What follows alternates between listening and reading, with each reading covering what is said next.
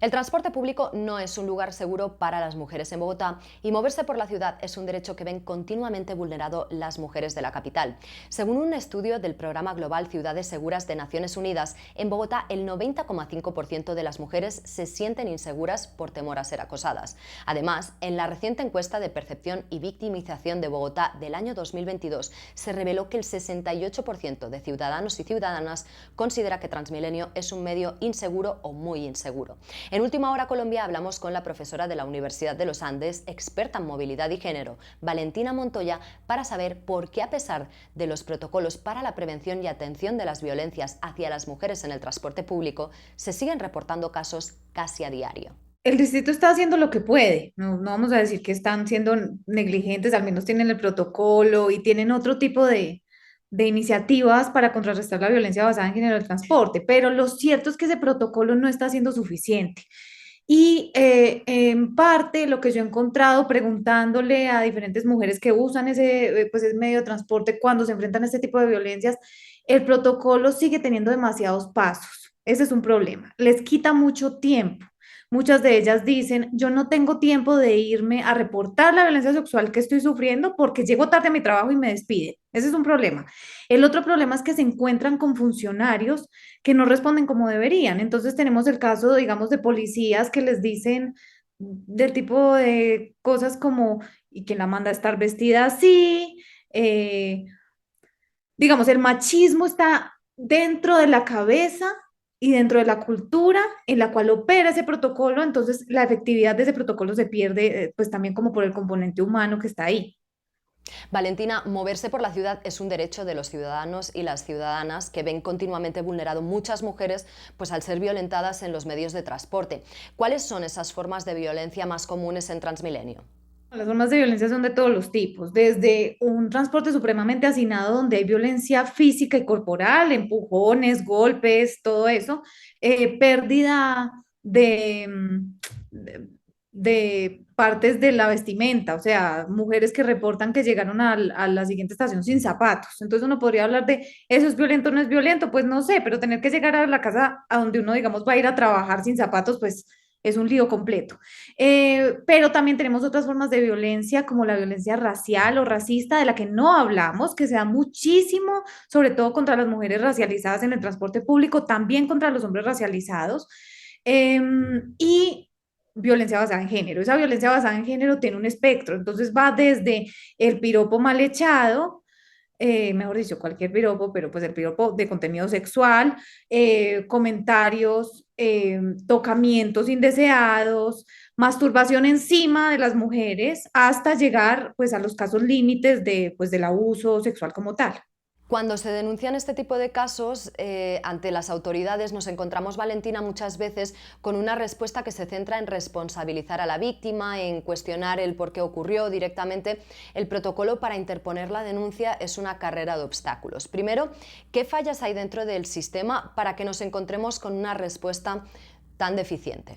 Una falla generalizada y es que el sistema opera dentro de la sociedad y vivimos en una sociedad patriarcal. Entonces, lo que yo pues he dicho es muy difícil que de repente en el transporte todo el mundo se comporte perfectamente cuando vivimos en una sociedad donde está bien eh, ejercer violencia sexual contra las mujeres y también contra la población LGBTQ+.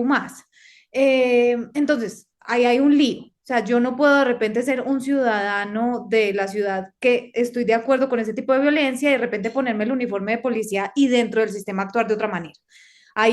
Pues eso es una realidad y de verdad impide que haya una mejor respuesta. Lo otro es que muchos de estos policías y funcionarios de los sistemas de transporte han sido capacitados en la atención debida del protocolo y yo no sé muy bien cuál es el contenido de esa capacitación, pero al parecer esa capacitación no está funcionando como debería, porque en la medida en que seguimos viendo que las mujeres no solo siguen sufriendo la violencia sexual, sino que además en el momento de reportar simplemente la institucionalidad las revictimiza, pues se ve que lo que están aprendiendo en esas capacitaciones no tiene la solidez que debería. Valentina, ¿qué crees que se debe mejorar a nivel institucional para cambiar esta realidad? Creo que hay que hacer una revisión del tipo de capacitaciones que se están dando. O sea, creo que hay que hacer conscientes a los funcionarios de sus sesgos, de alguna manera tiene que ser mucho más profundo el reconocimiento de que estamos en una sociedad patriarcal y que todos y todas terminamos siendo instrumentos de ese patriarcado. O sea, el funcionario o el policía se tiene que dar cuenta que esto es un problema real, que no, o sea, generar conciencia alrededor del machismo que existe y ya después entrar mucho más a fondo, de nuevo reitero, no sé cuál es el contenido de las capacitaciones, pero entrar mucho más a fondo cuál es el contenido, cuáles son los módulos, qué se les está enseñando, qué tipo de respuestas hay que decirles. Definitivamente usted no puede tener esta respuesta, usted no le puede decir a una mujer, es que quien la manda a estar vestida así, con razón le pasó lo que le pasó en Transmilenio. Eh, pero sí creo que hay que generar conciencia sobre la dificultad que enfrentan las mujeres. Hay algo que yo trabajo mucho en mis clases y son ejercicios de empatía. ¿Cuándo nos logramos poner en los zapatos del otro? Yo puedo ser un hombre blanco, privilegiado, el que nunca en la vida le ha pasado nada de esto, pero cuando yo logro ponerme en los zapatos de una mujer que todos los días usa Transmilenio, que el Transmilenio está hacinado, que todo el tiempo la están tocando, algo en ese chip puede empezar a cambiar. Esa es como mi propuesta. Sobre esa atención a la víctima de violencia en transporte público, ¿cómo debería ser esa formación para la atención a víctimas y atender los casos de abuso y otras violencias hacia las mujeres? O sea, creo que tenemos que aprender de las buenas prácticas, donde los policías ya tienen una respuesta más empática, preguntar qué fue lo que aprendieron, porque tampoco es que nos tengamos que inventar todo de ceros. Pero creo que acá es clave la tecnología y eso es algo que veníamos pensando antes. Yo trabajaba como consultora del BID en el Transport Gender Lab y pensábamos mucho en cómo la tecnología puede ayudar a sentir empatía. Yo no sé si tú has estado algún día expuesta a este tema de realidad virtual, donde uno se pone unas gafas y ve todo. Yo estuve una vez en una de un campo de refugiados y en verdad me sentí dentro del campo de refugiados. Es por unos instantes, eso es un sistema corto, pero si nosotros lográramos hacerle sentir al policía o al funcionario lo que siente una mujer de estas todos los días de la vida en un Transmilenio, tal vez empezarían a humanizarse desde otro punto de vista con esta situación. Yo creo que todo lo que nos sirva para generar esa empatía y para que al final entendamos que en esta ciudad no somos robots, sino humanos, y que es tan humano el policía como humana es la mujer a la que le pasa esto, y que de alguna manera, aunque suene un cliché, hoy por mí, mañana por ti, es muy importante. Y quiero decir otra cosa que me parece clave. Acá el rol no es solo de los funcionarios y la institucionalidad. Tenemos mucho miedo en Bogotá de ser solidarios con la otra persona, mucho miedo. ¿Por qué? Pues porque son sistemas de transporte profundamente violentos, pero en los testimonios que yo he recogido, también he recogido testimonios de mujeres solidarias con otras mujeres. Y esto de ver y de reportar y de hacer algún tipo de presión social contra el abusador, de verdad empieza a generar cambios dentro del sistema. No solo porque el abusador toma conciencia, sino porque, de nuevo, una persona que dice, bueno, voy a apoyar a esta mujer, si a mí me llega a pasar, tal vez a mí también me apoyen, entonces yo también voy a contribuir a que a esta persona no le pase, genera como una cadena de buenas acciones y de solidaridad dentro de la ciudad que necesariamente hace que la situación se transforme.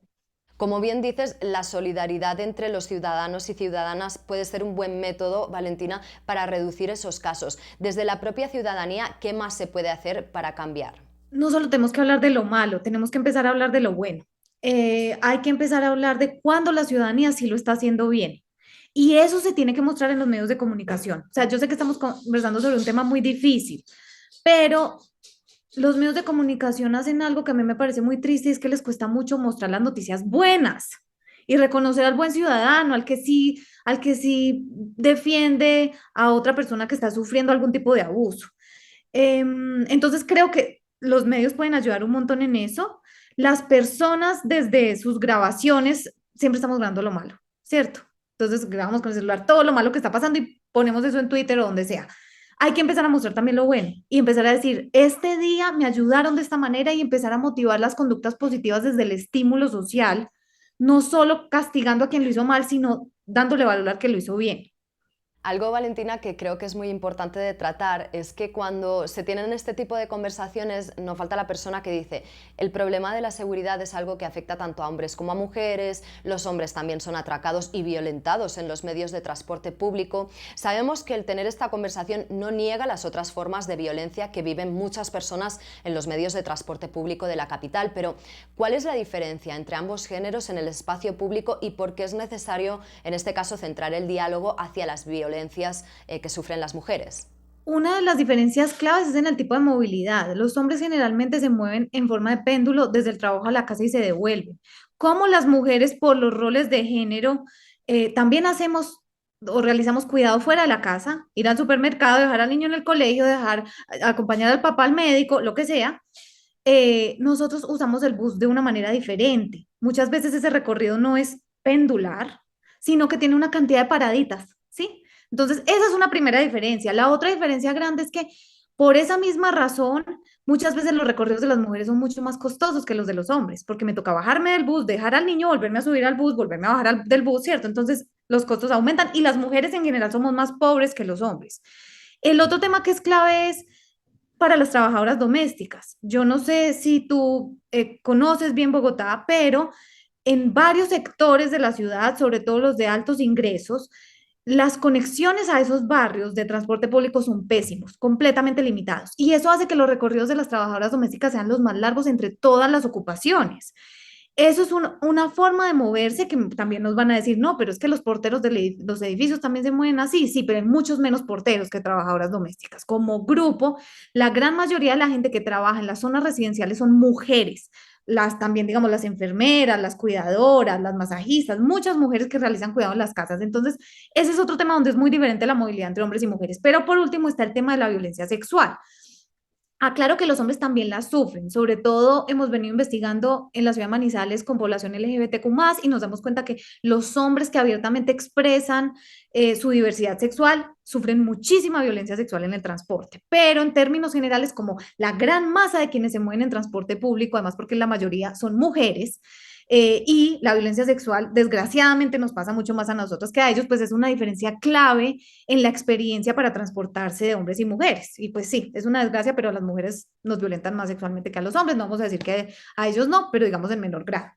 Y ya a nivel general, Valentina, tanto para hombres como para mujeres, ¿cuáles crees que son las causas principales de la inseguridad en el sistema de transporte público de la ciudad? Voy a tratar como de separar esa pregunta en dos. Entonces, hay unas causas, el hacinamiento es una causa, definitivamente.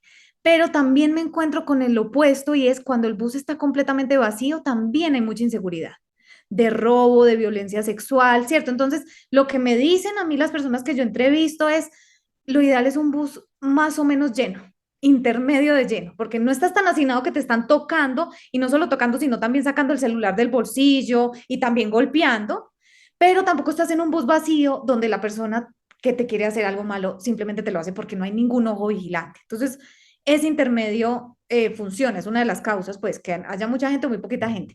Pero también hay otras causas de servicio y de infraestructura. Entonces, cuando los buses son poco iluminados, cuando el conductor está encerrado en una parte y no hay nada, no hay ningún mecanismo para que la persona le diga al conductor ayuda de alguna forma, eh, cuando las estaciones también son muy oscuras, cuando hay muchos pasadizos como en forma de túnel, cuando no hay rampas para moverse fácil, entonces digamos una mujer que va con un cochecito o que va arrastrando o es que va empujando una silla de ruedas, no puede ir demasiado rápido porque hay muchos obstáculos, todo eso se presenta como una oportunidad para sufrir algún tipo de violencia. Y también en términos de servicio, si le damos la frecuencia de los buses es demasiado bajita y a mí me toca esperar en una estación una hora y la estación aparte de todo es oscura, pues es bien peligroso.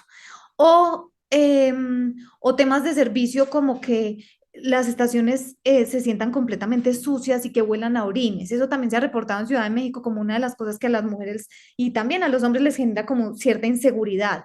Entonces creo que las fuentes de inseguridad son muchas, pero el tipo de violencia es diferente. Eso pues también comprendiendo que las mujeres también sufren robos y todo el tipo de cosas, de las otras violencias que los hombres también sufren. Valentina, haciendo un resumen de todo lo hablado hasta aquí, ¿cuál es el trabajo que se debe hacer para garantizar una movilidad segura por la ciudad? Una, eh, generar empatía, tanto entre funcionarios de institucionalidad como entre los otros espectadores dentro del transporte para que hayan muchos ojos, ¿cierto? La otra es empezar a cambiar a cambiar las actitudes frente a la violencia sexual. O sea, vivimos en una cultura donde todo eso es admisible, pero entonces culturalmente tenemos que empezar a pensar, eh, a darle visibilidad a las buenas conductas y también darle visibilidad a las malas conductas. Hay algo sobre lo que quiero hacer énfasis que me parece realmente triste. Ha habido unas protestas muy fuertes contra estos dos casos graves de violencia sexual en el transporte, ¿cierto? Entre la semana pasada y esta semana. ¿Por qué? Porque no ha habido la respuesta debida, porque son unos casos de violencia demasiado extrema, bueno, todo lo que sabemos. Y los medios de comunicación reportan esto como actos vandálicos contra las estaciones y los buses. Entonces, también los medios de comunicación tienen un rol en esa cultura ciudadana, no solo demostrar a quien lo está haciendo bien, o sea, al buen ciudadano o a la buena ciudadana que está ayudando que a otra no le pase, sino también para empezar a mostrar el conflicto de fondo. No es que estemos diciendo que sea bueno destruir la propiedad, para nada, pero sí hay que empezar a hablar de por qué están estas protestas pasando, qué es lo que está fallando y por qué estas, digamos, estas luchas o estas demandas son justas. Y es que uno debería poderse mover tranquilo por la ciudad en el transporte público, tanto los hombres como las mujeres. Entonces, sí, creo que hay una cantidad de cambios. Entonces, repito, desde la institucionalidad, desde los demás ciudadanos, pero también desde los medios de comunicación. Bueno, Valentina, muchísimas gracias por estar en Última Hora Colombia para explicarnos y así entender mucho más sobre la seguridad en el transporte público. Muchas gracias a ti. Cualquier cosa me avisas. Estoy pendiente, ojalá otro día para hablar de cosas más bonitas. Nos despedimos también de la audiencia de Última Hora Colombia. Gracias por acompañarnos. Nos vemos muy pronto, como saben, con noticias de interés nacional e internacional.